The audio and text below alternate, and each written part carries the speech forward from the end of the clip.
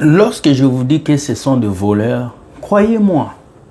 Lorsque je vous dis que ce sont des bandits, croyez-moi. Oui, il y a des vrais pasteurs, mais certains sont des menteurs. Et vous continuez à tomber dans leur piège. Parce qu'ils vous disent des belles paroles. C'est triste. Comment est-ce que ce pasteur peut dire que vous devez investir dans l'argent? Ce qu'il a dit, c'est terrible. Hein? Mais vous allez l'écouter. Écoutez ce que ce pasteur a dit. On donne aussi des offrandes pour se faire des richesses. Des dépôts, je vais le dire comme ça, des dépôts dans la banque céleste. La Bible dit, faites-vous des richesses au ciel, là où la teigne et la rouille ne rongent pas. Mais c'est en donnant sur la terre. Sans argent, comment tu vas adorer Dieu sur la terre? Bien. Qu'est-ce qu'il a dit?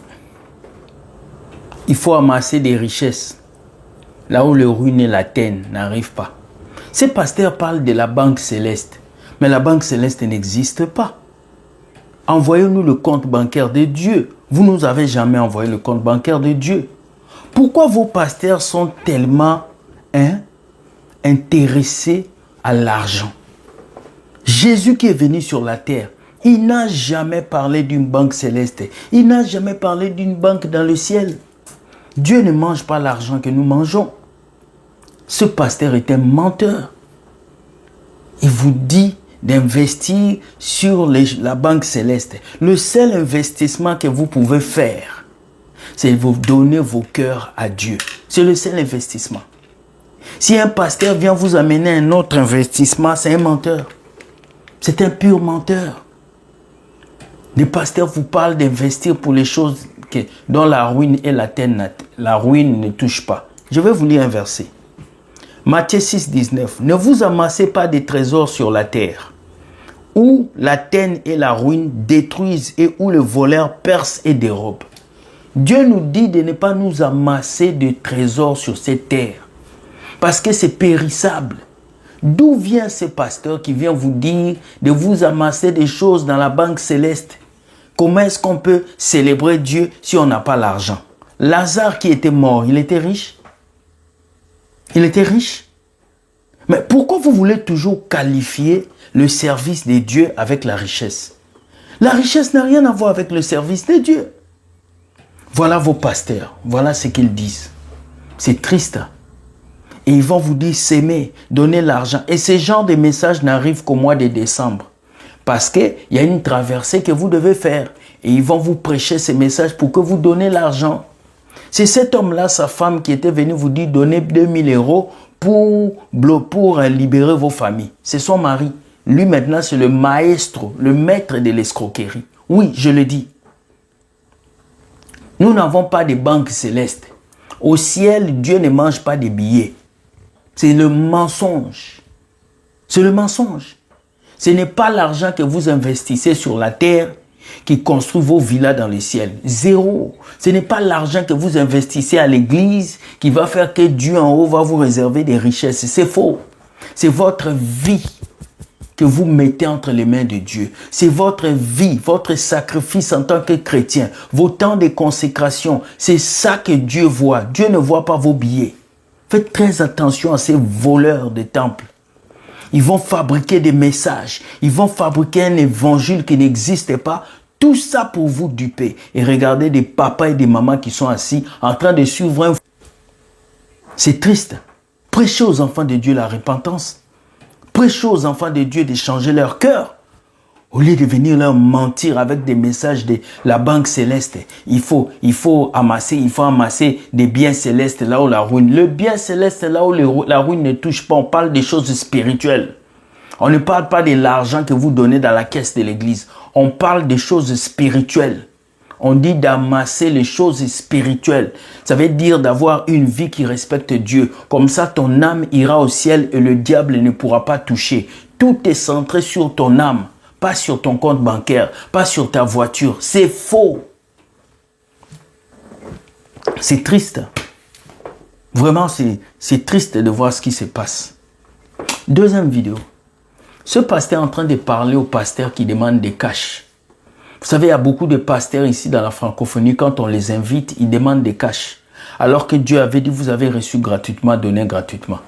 Moi, pour m'inviter, il faut un hôtel à 5 étoiles. Moi, pour m'inviter, vous savez, il faut que vous puissiez faire ceci, cela. Voilà ce pasteur qui vous parle. Écoutez. Tous les pasteurs qui demandent des cachets avant de prêcher, c'est des maudits. C'est maman qui les maudit. Ils manifestent une malédiction. Tous les pasteurs qui imposent des cachets pour prêcher, ce n'est pas des serviteurs de Dieu. C'est des mercenaires et des commerçants. C'est de ce qu'il s'agit.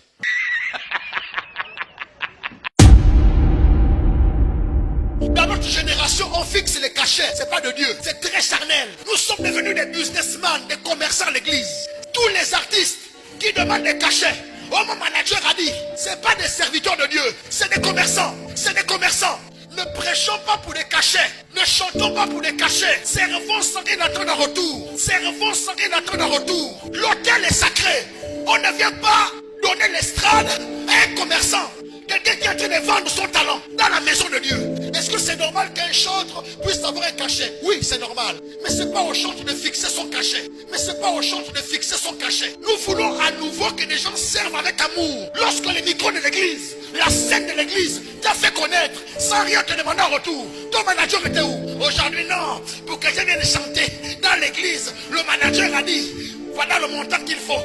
Quand tu te voyais petit à tes yeux, n'est-ce pas? J'ai fait de toi le chef de mon peuple. Tu as acheté l'onction où? Si ton manager est un homme cupide, si ton manager était charnel, si ton manager ne comprend pas c'est quoi l'appel, il ne regarde qu'à l'argent, au profit, à la carrière, mais pas aux intérêts de Dieu. Et les églises qui ne peuvent pas donner le cachet. Donc non pas toi recevoir cette onction. Je vous parle, je vous parle. Et tous ces bandits aussi, des prédicateurs qui fixent des cachets, ils ne sont pas exemptés. Des bandits, un prédicateur fixe le cachet. Ils servent pour le ventre. Et l'église est en train de normaliser ça. C'est pas normal. C'est l'esprit de l'antéchrist qui est devenu des vedettes, des stars. Au fond, beaucoup ne servent plus Dieu. Ils servent leurs intérêts. Avant, quand tu n'étais rien, tu n'es pas des managers. Aujourd'hui, tu es un manager, tu deviens très charnel. Le manager a dit, c'est 20 000 euros. Sinon, je ne viens pas. Il y a des âmes qui meurent. J'ai dit, tu finiras par sécher. Peu importe les arguments qu'ils donnent, ils vont sécher. Vous avez entendu? Est-ce que vous avez entendu? Tout pasteur qui demande du cash, c'est un voleur. Tout pasteur qui demande l'argent avant de prêcher, c'est un voleur. Un homme de Dieu, comme vous les appelez, n'a pas besoin de demander l'argent pour prêcher. Non. Non. Il doit prêcher. Si Dieu vous touche, vous lui donnez l'argent. Mais ce n'est pas à lui de vous exiger une somme d'argent. Aujourd'hui, c'est ce que vous faites. Aujourd'hui, vous préparez des sommes d'argent pour ce pasteur. Le pasteur vous exige d'habiter dans tel hôtel, 5 étoiles, 6 étoiles. Pourquoi? Pourquoi? C'est triste de voir que cette génération, on n'a que des hommes de Dieu avides d'argent. Ils veulent toujours l'argent, l'argent, l'argent dans tout ce qu'ils font.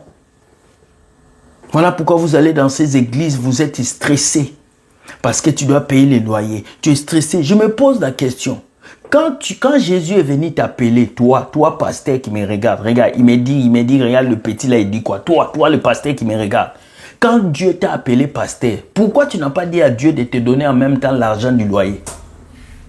Pourquoi tu n'as pas dit à Dieu, quand il est venu te donner l'appel, de ne pas te donner en même temps l'argent du loyer de l'église?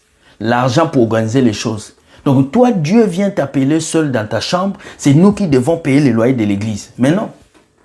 Mais non. Il faut que ça change, peuple de Dieu. Réveillez-vous. Nous sommes au mois de décembre. C'est le mois où beaucoup de pasteurs se font de l'argent derrière vous. Pendant que vous travaillez et ils s'assoient et puis ils sont en train de réfléchir. Comment est-ce qu'ils vont vous mentir encore à cette fin d'année? Réveillez-vous les amis. Ne vous laissez pas duper par ces faux messages, ces faux pasteurs. Les vrais existent et les vrais vont vous prêcher la sainteté, la sanctification. Pas vous dire les banques célestes et les choses comme ça. C'est des bêtises. Sortez de ces choses. Bonne journée, soyez bénis et bye.